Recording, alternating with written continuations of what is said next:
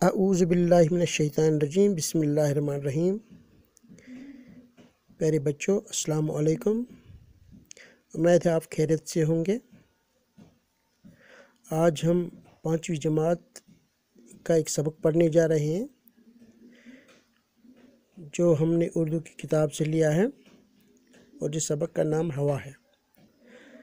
آپ اپنی کتاب کا صفحہ نمبر 63 نکالیے تاکہ ہم اس سبق کو پڑھیں گے۔ ہوا۔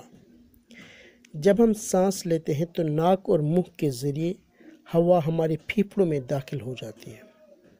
پیارے بچوں، چونکہ آپ کو پتہ ہی ہے، ہم ہوا لیتے ہیں، ہم آکسیجن لیتے ہیں اور اندر سے کاربن ڈائی آکسائڈ چھوڑتے ہیں، اور جب ہم ہوا لیتے ہیں، دیٹ مین آکسیجن لیتے ہیں، تو ہمارے پھیپھڑوں میں داخل ہو جاتی ہے۔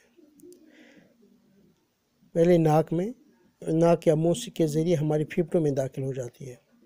ہوا کو ہم دیکھ نہیں سکتے، یہ آپ کو پتہ ہی ہے کہ ہوا کو ہم دیکھ نہیں سکتے، لیکن محسوس ضرور کر سکتے ہیں۔ اگر آپ فٹ بال کھیلتے ہوں تو آپ کو معلوم ہوگا کہ فٹ بال میں پمپ سے ہوا بھرنے کی ضرورت پڑتی ہے۔ کھیلا ہے کبھی فٹ بال؟ فٹ بال کو پتہ ہے آپ کو فٹ بال کیا ہے؟ جو فٹ بال کھیلتے ہوں گے، جن لوگوں نے فٹ بال کو دیکھا ہوگا، ان کو پتہ ہی ہوگا کہ فٹ بال جو ہے اس کے اندر ہوا ہوتی ہے۔ وہ ہوا جو ہے وہ ہم پمپ کے ذریعے اس میں بھرتے ہیں۔ اسی طرح سائیکل کے ٹیوب میں بھی ہوا بھری جاتی ہے۔ جیسا فٹ بال میں ہوا بھرتے ہیں، اسی طرح سائیکل کا جو ٹائر ہوتا ہے، ٹائر میں کے اندر ٹیوب ہوتا ہے، تو اس ٹیوب میں بھی ہوا ہم بھرتے ہیں۔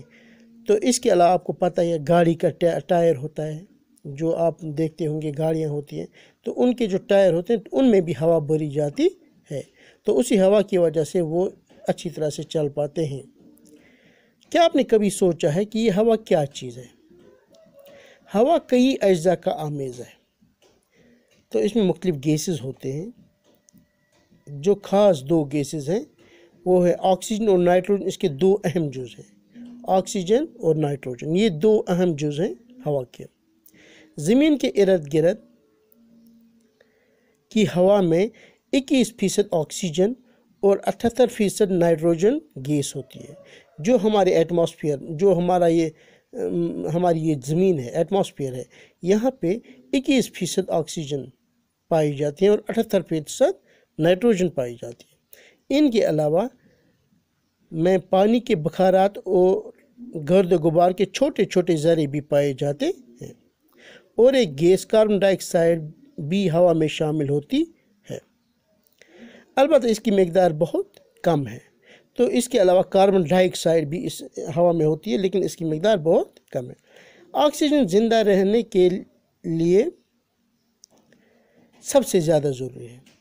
جو انسان ہے تو ان کے لیے آکسیجن جو ہے بہت ہی ضروری ہے، وہ آکسیجن کے بغیر زندہ نہیں رہ سکتے ہیں۔ سانس لیتے وقت یہ گیس پھیپھڑوں میں پہنچ کر خون میں جذب ہو جاتی ہے۔ جب ہم سانس لیتے ہیں تو جب ہم لیتے ہیں تو یہ پھیپھڑوں میں جاتی ہے ہوا۔ پہلے ہم ناک میں یا منہ سے لیتے ہیں، ہوا لیتے ہو نا آپ، تو یہ پہنچ جاتی ہے پھیپھڑوں میں، تو اس کے بعد وہاں پہ پہنچ کے یہ خون میں جذب ہو جاتی ہے، اور خون کی گردش سے یہ آکسیجن ہمارے جسم کے ہر ایک حصے تک پہنچ جاتی ہے۔ اس طرح سے جو ہمارا جسم ہے، اس کے ہر کونے تک، ہر حصے تک، ہر رگ میں یہ پہنچ جاتی ہے۔ آکسیجن ہمارے جسم میں غذا کو بدن کا جز بناتی ہے۔ جو ہم غذا کھاتے ہیں اس کو بدن کا جز یہ بناتی ہے۔ یہ ہمارے جسم میں گرمی پیدا کرتی ہے۔ آکسیجن ہمارے جسم میں گرمی پیدا کرتی ہے۔ ہمارے جسم میں روزانہ تقریباً 1 کلو گرام آکسیجن جذب ہوتی ہے۔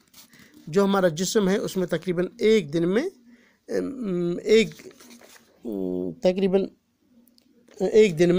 ایک گرام آکسیجن جذب ہوتی ہے۔